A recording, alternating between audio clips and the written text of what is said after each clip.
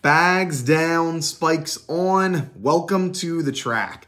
Hi, my name's Colin Waitsman. I'm going to be your host for this episode of Track World News, presented by Track Barn. And man, do we have a lot of things to talk about. Trayvon Bromell going on Instagram Live and someone just talking crazy about him right to his face in all of U.S. sprinting as a whole. Devon Allen, the two-time Olympian, announcing he is going to be going over to the football field and trying out in the NFL. We had a potential world-leading time in the 100, might not even be legit, and then why college needs more dual meets. I'm telling you, we need to see it. All of that and more. Make sure you subscribe, leave a review, give us a comment. Let us know that you're enjoying the show. If you're listening to us over on Apple Podcast or Spotify, you want to get the visual version where we have different clips and photos, go and follow us over on YouTube, Track World News. You can get some extra clips and all of that type of stuff. Now, let's get right into the episode. So this was something that took the entire track world by storm. So on, I believe it was Sunday night, we had Trayvon Bromell, so the world leader in the 100 last year, going on Instagram Live. And so he said he was talking about a whole bunch of stuff. I requested, actually, we got into the Instagram Live a little bit, discussed some things about what's coming up with this season, you know, other off the track stuff. We chatted for 5 or 10 minutes. And then I get off. I had to go grocery shopping. So I go grocery shopping, and I'm coming back, and I see that he's still on Instagram Live, and there's a second bubble there. I'm like, all right, like let's see what's going on. And so we tune in, and I'm just hearing this dude I've never heard of talking crazy to Trayvon Bromell. On the track, bro, you soft. You ain't no killer. No. That's what I'm saying. No. You got to get your killer instinct and get your stuff together. On the track, you are soft. And I tell you to your face, bro, I come to the track meet and tell you that you're soft. I'm telling you still to this day, that'll be the worst mistake you do. That'll be the worst. Okay. All right, let that be said. All right, we on the internet. That's fine. But look, back to the track stuff. Like I'm saying, man, you need to step your game up. Look, Trayvon, you step your game up. At the end of the day, ain't nobody getting to the line worrying about another man. Like I said, at the end of the day, you might as well be. Lamont Jacobs ain't got to worry about you because he know you're going to choke in the finals. You going to choke in the semifinals. Oh, look. They ain't got to be worried about you. Why would they be worried about you? They know you're going to be good for 60 meters and fall off, or you're going to make it to the finals anyway. So I wouldn't be worried about you either. Come on, man. That sounds crazy. I didn't make it to the finals in one race. In one race. In the most important time of your life. You gonna run faster than me that don't mean nothing. You gonna run faster than me that don't mean nothing, man. For real. But you ain't gonna do when the other killers out there, when they show up on that line with Lamont Jacobs do from Italian. You let an Italian dude come and take your championship, man. Come on, man. What's wrong with you? He was talking crazy on Trayvon Bromell, saying, yo, you're soft, you're slow, like you don't have that top end speed, you don't have that killer mentality, right to his face. And this was crazy. Like this blew up in Trayvon Bromell's Instagram Live. It went from having about 90 to 100 people in it to now over 600 people were watching this Instagram Live of this guy just going wild on Trayvon. And then after that, we saw Marvin Bracy. He actually got added on. Then he put on a ski mask. We had ski mask Marv in there a little bit, and they were both, all three of them, going at it about, you know, is USA track and field soft? The shortcomings that Trayvon Bromell had, obviously, because he did not perform up to the best of his abilities in the Olympics, being the #1 seeded guy in the beginning and then bouncing out in the semifinals. There were discussions on that. They even brought up Fred Curley into the mix. He was already a 43-something guy. So he already was in the deep talent pool of being a sprinter. So I think that when you're already a sprinter and you're already genetically gifted, he could have been Michael Norman. I think Michael Norman could have went down and did similar to what Fred did, because these guys, when they're that deeply talented and they got the fast twitch muscle fibers, they are more than capable of competing in track and field in basically any sprint. What we saw was Trayvon maintaining his composure very well. the harassment, or not the harassment, but like the hate that he was seeing and what was going on was a lot. I mean, this guy was not holding back. He was talking the entire time about how he has come up short at all points of his career. He's just going in on him on why what he's done is just not successful. He is saying he's relentless. But Trayvon is calm, cool, and collected the entire time. Like, this is a time where many athletes, and if you go on Twitter, many athletes had admitted that he has patience that many people would not have been able to do. Most people would have just blocked them from the live or made them leave, or started yelling and talking some other crazy stuff right back at him. But Trayvon was staying calm, cool, and collected. And the guy was kind of putting that against him as if like, oh, look, he doesn't have that killer instinct. He's staying calm. But it's like, you got to remember, Trayvon knows that there's this win. If he went off on this guy and won the argument, he very much could lose the war of, remember, this guy is sponsored by New Balance. He is one of the biggest names in track and field. And if he goes off publicly on some random fan, yelling at some random fan about, saying even crazier things right back, do you think that New Balance and all of them would want to continue to sponsor him? No.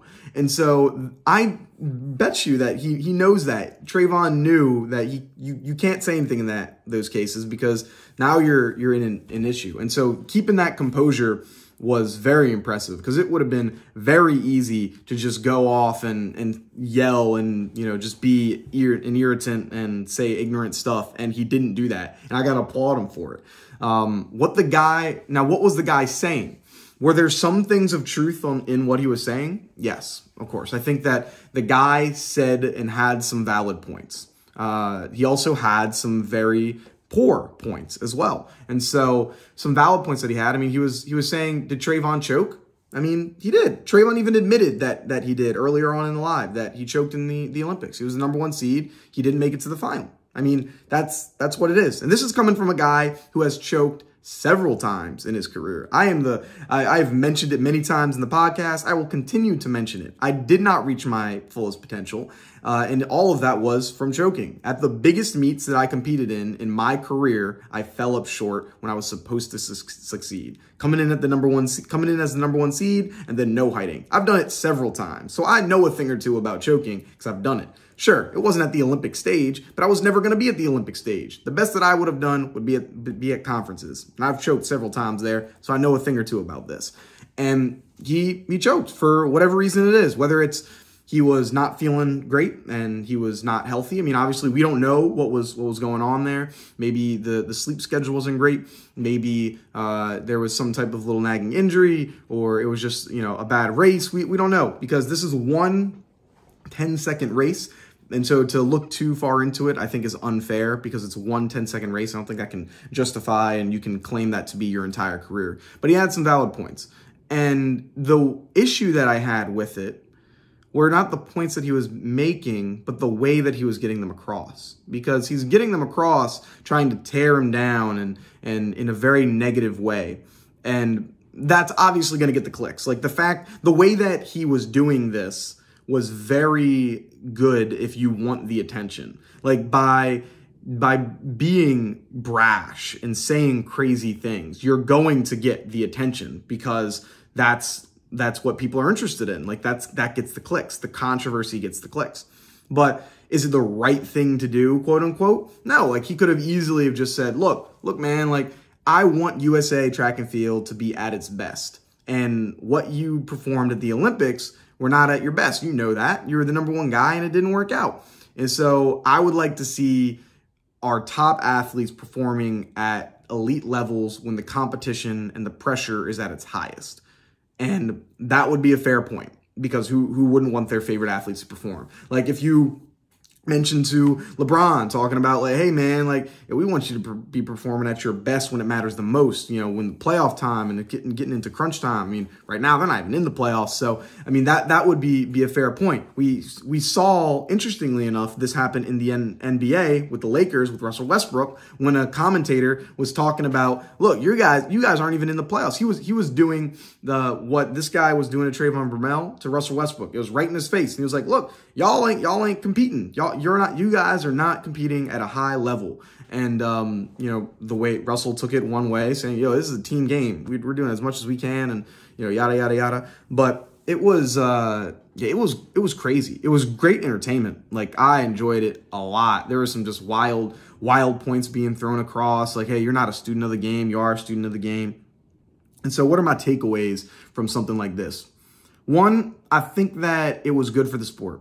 I think having something like this is good for it because more people are talking about it. I am of the mind that more, or any press is good press to an extent, but having this type of conversation where people that aren't as interested in track and field are now tuning in because they heard about what just went down 2 days ago, that's important. Or is this kind of controversy going to get in the person that is not a track and field fan at all? No. Will it get the person that is a casual fan to tune in? Yeah. And so that's a positive. That's a net positive for our sport because now people are going to look at Trayvon Bromell's next race, and people are going to look at USA's very closely and the World Championships very closely. If he wins Worlds, is Trayvon going to, you know, mention this guy at all? Is he going to talk about what just happened? These are all things that people are going to want to know.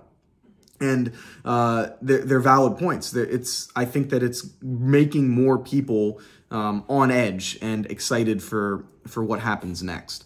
And so, is this something that we want to happen all the time? No, this isn't something that we want to see happen, you know, relatively soon. But it's good every once in a while to have just somebody going off, because these are people that in any other sport would never be given the time of day. Like if you go on NBA Twitter, NFL Twitter, you'll see all those just random faces of, you know, their cartoon characters, the no name, the egg shapes, just talking about crazy stuff on all of their NBA players and whatever it is. And no one gives them the time of day.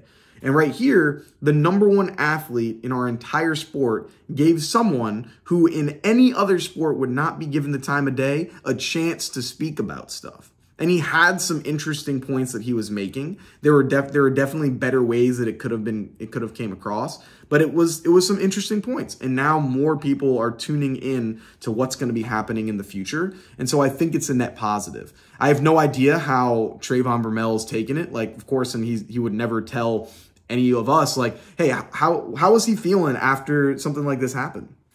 Was this something where after this event, he's just like brushed it off, like that means nothing, like I don't care, had a laugh about it, it's no issue?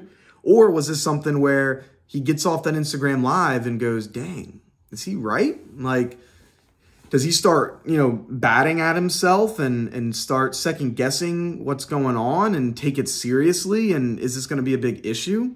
Like I probably would if there was somebody, if I was on Instagram live and somebody comes up to me and just starts, yo, all of your content's terrible. You've never made a good interview. You've never done any of this positive. It's all been bad. You don't have the longevity. You're not going to be really good. Someone's telling that to my face, man, I would be thinking about that for a while. And so I wouldn't put it past him if that's something that got to him. We saw Sydney McLaughlin not too long ago become very vulnerable when she was in her car, like, and talking about how different haters and people have gotten to her and the way that it's affected her personal life. And so we see that happen. And normally these things are in the shadows. Normally these types of comments are just that, comments. But here, this guy was saying it right to his face. And I don't know how it affected him, but I know if that was me, you know, that can easily affect you. And that can be something that you think about for a while. And hopefully he can turn that into a positive and be able to attack this year and be really, really good at that. But that was wild. Definitely something that was interesting. And we'll see if we see anything like that happening again sometime soon. Then next, want to talk about Devon Allen. So Devon Allen, who is the two-time Olympian, he made the Olympic final in 2020 in Tokyo. He placed fourth, just barely out of the medal contention.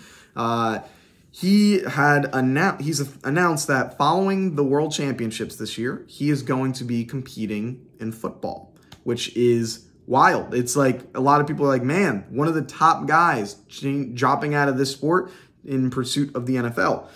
Now, we're going to be discussing this more in depth because on Saturday, if you're listening to this in the first week, on Saturday, we're actually going to be interviewing Devon Allen. And so you're going to be hearing from the horse's mouth about what's going on with this, the NFL thing. So we'll have some more insight there. But this is not the first time that we're hearing about this. Back in 2016, when he turned pro, he actually mentioned that this was a goal of his. He said that he wanted to break the world record, win the Olympic gold medal, and then following 2020, he wanted to go back and turn back to the NFL, try out football. So this is just pushing that back 2 years, obviously, one, because of COVID, and two, the World Championships is in Eugene, and so he wants to go and compete on his home soil and compete well in front of many of his home fans. And so he mentioned also, like, it's now or never. He's 27 years old. If he doesn't decide to do the NFL now, he's going to be in his 30s attempting to come back. I mean, he's 27 now. After by the time the season gets started, he's going to be in his 28. He's going to be 29. Like, you don't have much time left, to try these things out. And so it's just interesting to see that we have one of the top guys in our sport trying out for the NFL. And I mean, a lot of people, if you don't know his background, you might just be like, oh, this is just a hurdler that is really good at hurdling and he's trying out in the NFL, so stupid. No, he has got some serious football talent. Of all of the football players that have tried out to be in the NFL and have tried in the track and field world, he's probably the most qualified, at least in recent terms, going from a primary track guy to the NFL. Back when he was in Oregon, he had the second most receptions on the entire team. This is the year that Marcus Mariota was the quarterback. They came in second. They lost in the national championship.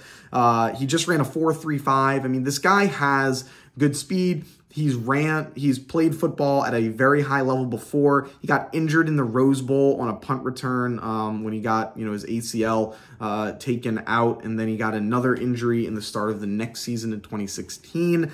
And so he definitely has that bug. Clearly, he's trying to go back, and so I'm interested to see how long has he been training for this type of stuff. Is this something where he's just making the decision now? Has he been doing some football practice recently? Because obviously he mentioned in 2016 that this was the plan, but how often has he been training? He did the Oregon Pro Day not too long ago. He looked pretty good, but once again, he's not looking to get drafted. He doesn't have draft stock or draft eligibility. Right now, he'd be going through the free agency and hoping, trying out for teams and stuff like that. So excited to see what happens for him. Like we mentioned, we're going to be having Devon Allen on the podcast this Saturday. So if that episode hasn't released yet, it will be releasing very, very soon.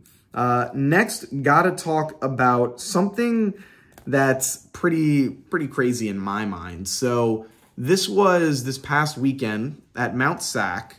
This guy named Ilia Garcia. He is a sprinter for Mt.Sac Community College, probably the biggest community college in track and field that we have. He's ran a 9.88 into a headwind, and that's the world lead. And we didn't hear much about it. He ran this time, and we didn't see much from World Athletics, nothing from the NCAA or USATF-CCCA. Like, we didn't see anything from them.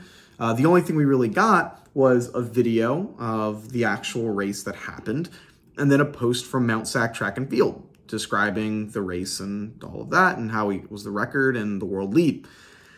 And so the issues that we have, so a lot of people have brought up like potential issues on this time. And I'm not going to take a side yet. I'm just going to share with you the potential issues that have been brought up, and then we'll go over my thoughts at the end. So issue number one, the result is not in World Athletics, and it's not in TFRS. as of recording this episode, I'm recording this episode on Monday night. So as of that, the results haven't been up yet. And keep in mind, all other results are up. And if you go onto the Mt.Sac website, you can see they have a recap of the meet, but they do not have the actual results. So it's not in TFRS and it's not in World Athletics. That's issue number one. Issue number two, there was this is in descending order. So that's the biggest one for me, and then we'll go to the next one. Issue number two, there was a video taken of it, and so someone did a time of once the competition started to when it ended, and right at 9:88, it doesn't look like he had crossed the line yet. It looked like he was about 3 meters off, and so it's like, okay, did the line get measured wrong? Was it a false start? What's going on there? So that's issue number two. Issue number three is that we saw these same results for everyone. So this guy is a traditional 10-2, 10-1 guy. Very fast. Like he's a very, very fast kid. And he then pops out of nowhere a 988 in the beginning of the season into a headwind. Like, man, what's going on? Like, that is a crazy jump. He ran a 10.22 just the week before to then running a world-leading time. Like, that's an insane jump. And we also saw PRs from pretty much everybody in the competition. And so everyone is seeing a similar amount of improvement here.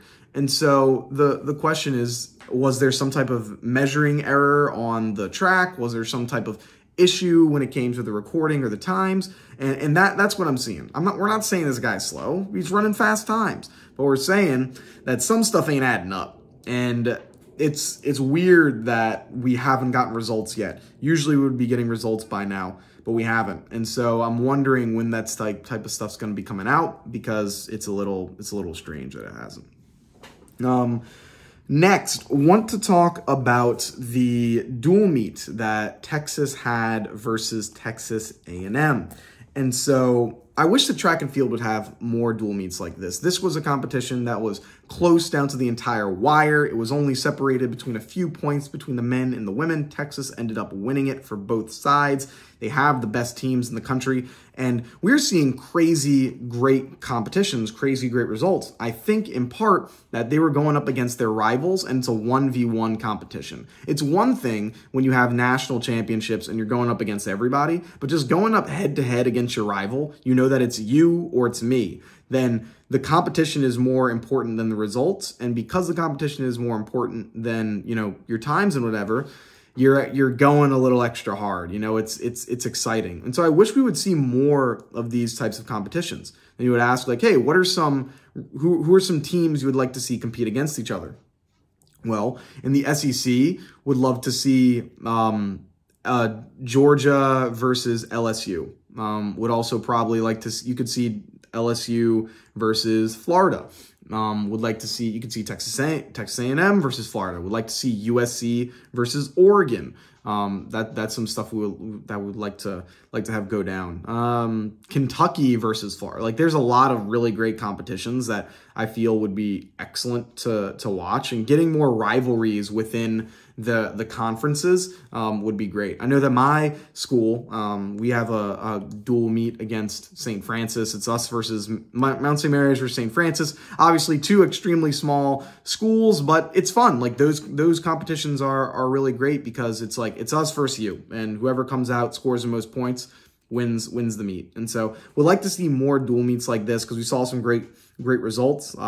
Jonathan Jones leading the nation in the 400 and the 800 with a time of 45:07 that he ran this week, and then he ran a 1:45:83 earlier on in the year. And so we're seeing some crazy competitions, and I would love to get more dual meets. I think it just makes track and field even more exciting. And so let's get more of those on the docket. That's going to be it for us here at Track World News. I know we did not talk too much about results, but I thought these were a little bit more interesting. If you want to get recaps on the results, there's plenty of pages that you could go, that you can do. We will even post results a little bit here, but I thought you wanted to change it up a little bit and hear more just commentary, in my opinion, on things. So that's going to be it for us. Have a good one. If you enjoyed this episode, leave a like, subscribe, leave a review, and that's going to be it. Have a good one. Peace.